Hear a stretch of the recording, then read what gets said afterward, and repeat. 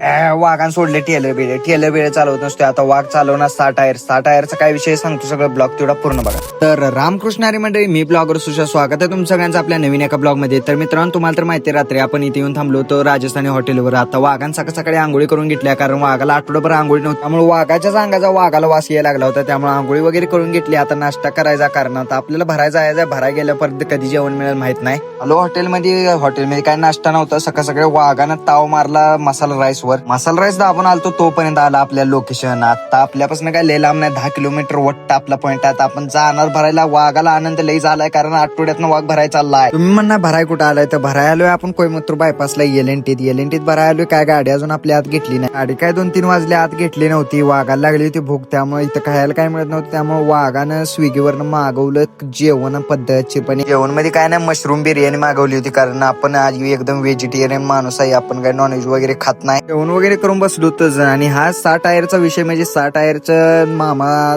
थोडेसे 90 मारून होतं, त्यामुळे मामाला काय गेट मधनं आज सोडून झालती. आपली गाडी पण आज काही लोड होणार नव्हती, त्यामुळे पार्टीवाला लई विनंत्या करायला लागली होती की घे गाडी आत म्हणून. त्यामुळे मामाही मदत म्हणून आपण गाडी आतनं भरून का बाहेर काढणार होतो.